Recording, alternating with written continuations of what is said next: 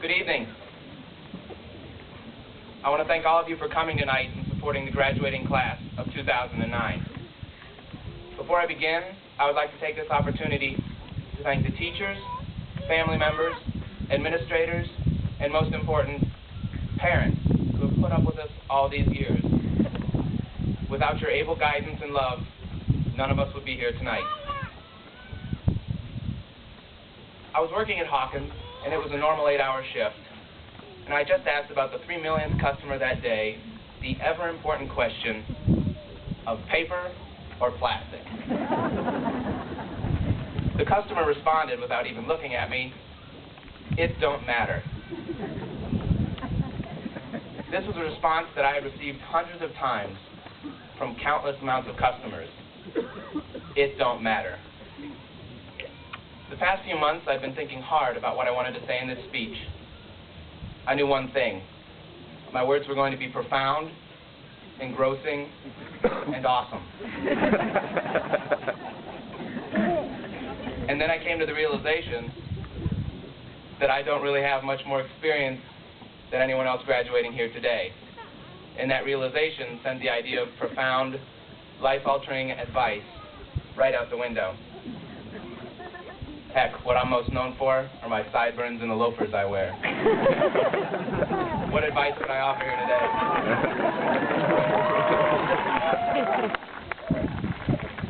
But I wrestled with what I needed to say, and about a month and a half ago, the answer came at Hawkins. I'd heard that response a million times, but for some reason that day, it struck me. Now, I know that the choice of grocery bags is quite trivial and really has no significance whatsoever. But I want to talk today about the significance of attitude and not becoming an it-don't-matter person in life. We've all made it this far, and because we're at this ceremony tonight, it can be assumed that none of us are, at this point, it-don't-matter people. We've all cared enough to do our math homework, at least enough to pass, and to do our chemistry labs and our English papers. We've all achieved something academically. But what's more important is that we've achieved something. We've persevered and pushed through. We've tried and succeeded, which is not a characteristic of an it-don't-matter person. And adopting an attitude of it-don't-matter won't help any of us in the next phase of our lives.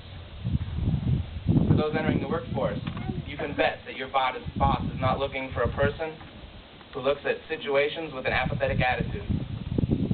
For those entering the armed services, you can really bet that your drill sergeant will not appreciate an apathetic attitude.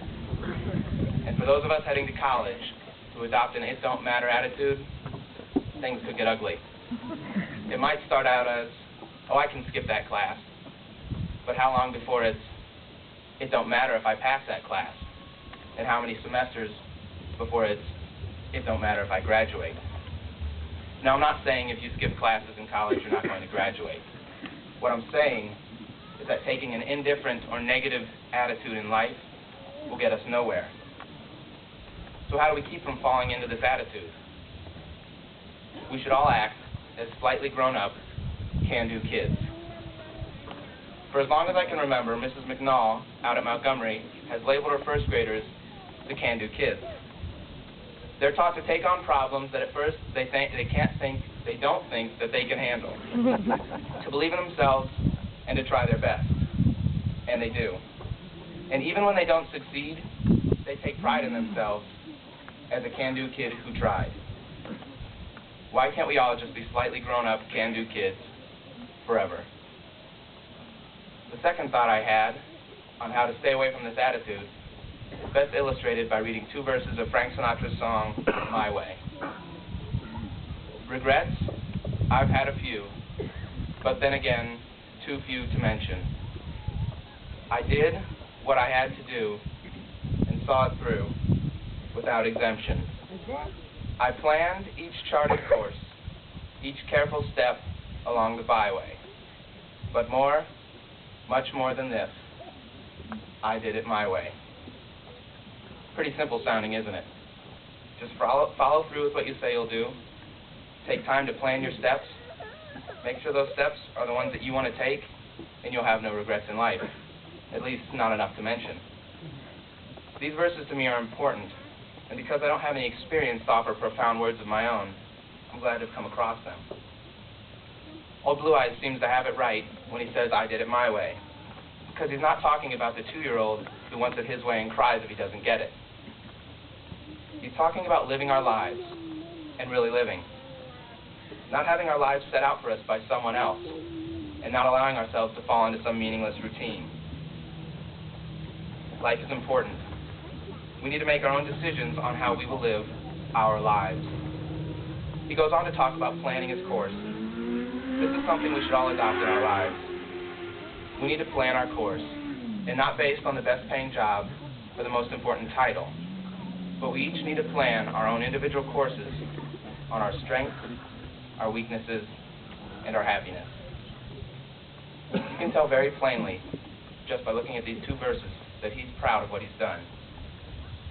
It's important that no matter where you end up or what you do for a living, that the things you do, you're proud of. When people take pride in themselves, their work, and most important, the life they lead, it's the remedy for an it don't matter attitude. As we leave this place that's prepared us for the past 4 years, I would ask that you keep your memories close and recount them often. Believe in yourself, and if you want to, mentally call yourself a slightly grown-up can-do kid to avoid the awkwardness of talking to yourself in public. But always keep that mindset. Be proud of what you do and the things you're a part of. Don't allow yourself to be overly influenced by other people. Make decisions for you. And most of all, find your passion and follow it. Riches are fleeting. Find where God is calling you and pour yourself into it. You guys, excuse me, we've had a pretty amazing time so far in our lives, but we stand on the shore of a sea of opportunities. We go now, diploma in hand, to pursue whichever opportunities we choose. Just make sure that you do it your way, and remember that it don't matter is not a planned and charted course. Congratulations, and may God bless you all in your endeavors.